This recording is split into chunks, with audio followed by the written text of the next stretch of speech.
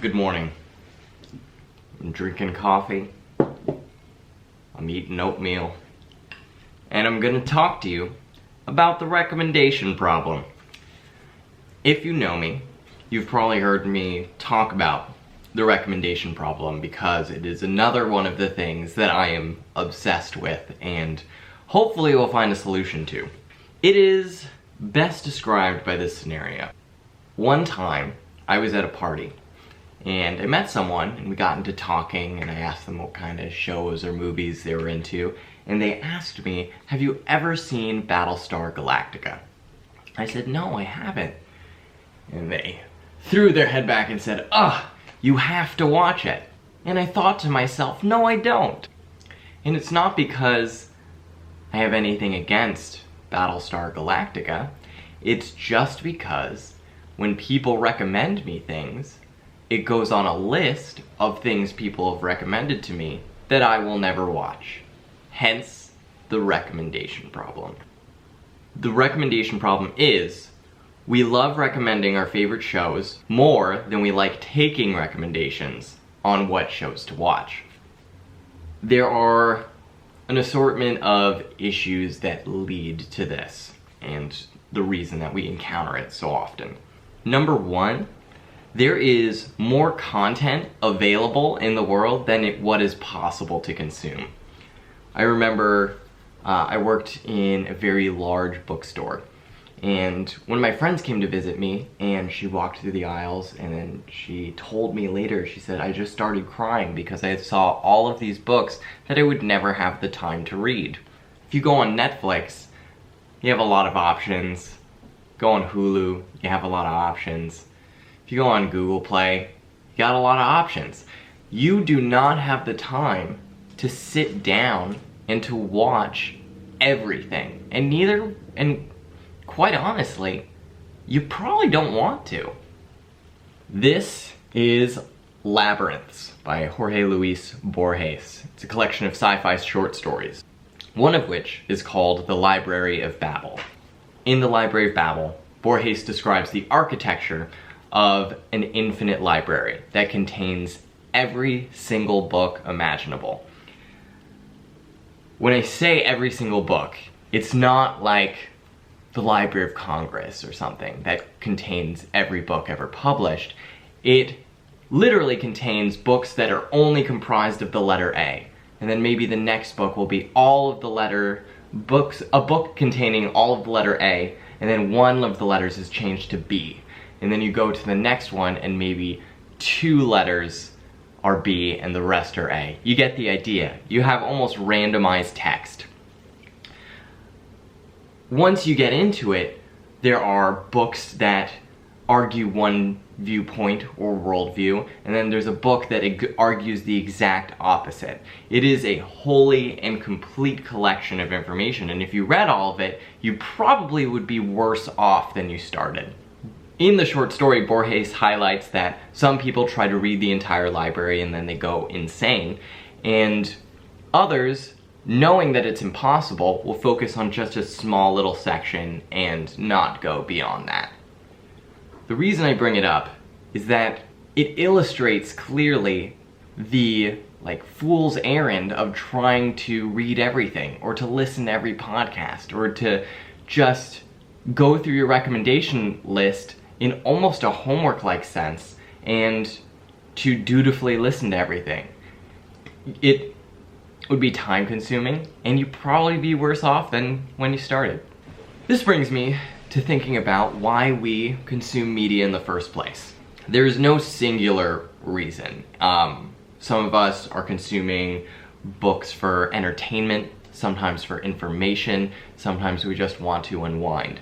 However, the reason that we're picking up a book or watching a show usually comes from some sort of internal, taste. Recently, I've been thinking about my media consumption in the same way that I've been thinking about my food consumption.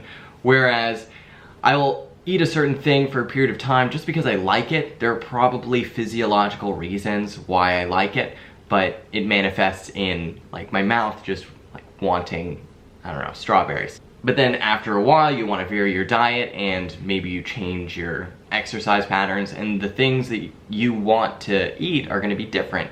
It's the same with like books and TV. They are almost like meals. They're stepping stones for you to move from one interest or motivation in your life, and they provide you the information or the stories to get you to the next place. That being said, where do recommendations come into play, and who do we take them from? One of the ways that I think we take recommendations are from people we love. One of my friends in college, for a long time, I was trying to get him into hip hop, and he was not having it. Eventually he started dating a gal who was really into hip hop, and then suddenly he was giving it a shot and became literate in certain artists and albums. No bad on him, but when we want to understand someone or show someone that we care about them, we'll take a recommendation to better understand or to build out the relationship. Yeah, in that sense, taking a recommendation fuels our interest in knowing the other person more. If their favorite movie is like Coffee and Cigarettes, I'm gonna watch it and try to learn what their framework for enjoying media is. We also take recommendations from trusted sources, and I think about this on Twitter. Usually I will follow journalists or authors or credible experts, and when they post a book and say, hey, this book is really good, because I follow this trusted source, I'm gonna read it.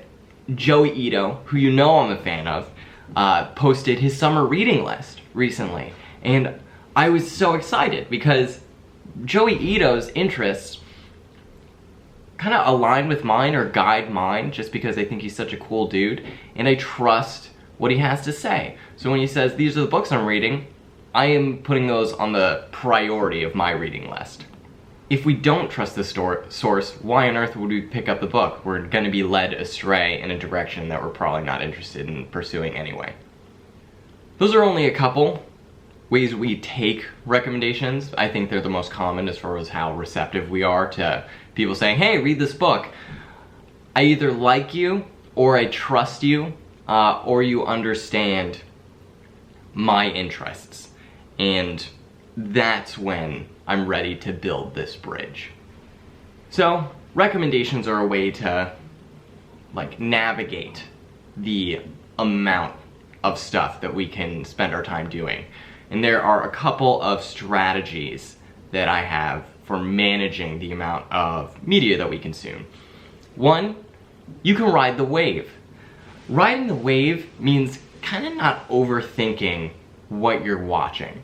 I know that when, for example, I stumbled across Steven Universe. I watched the first couple episodes on a recommendation, and then I couldn't stop and I just watched the entire thing.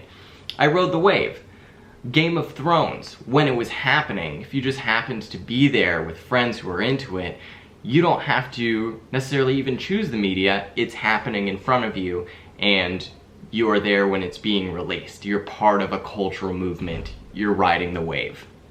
It is almost like how John Cage looked at the world. John Cage was a composer, most famous for his piece 4 minutes and 33 seconds, which was 4 minutes and 33 seconds of silence.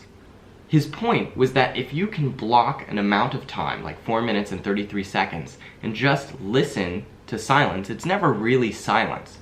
Something's gonna fill up that space. In college, when he needed to do a book report on a certain book, he went to the library and just picked the first author that had a last name that started with the letter Z. He was very into serendipity and knowing that the world was going to offer him something interesting if he just had the capacity to roll with it. And sometimes, if you don't want to, like, overthink this process, this may be the best way to find something new. Another way, another system to consume media is to build a curriculum. I do this a little bit with computer programming and also poetry. I have my interests And because I have my interests, I have books that I know I'm going to read and use in my personal and professional life.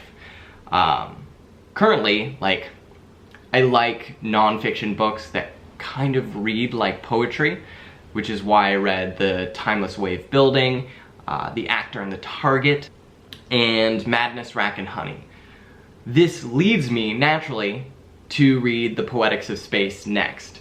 I have a framework. I'm like, this is the information I need to know, and these are the books that I know will fill my brain with the stuff that it's hungry for. Lastly, if you want to get better at recommendations, get better at sales.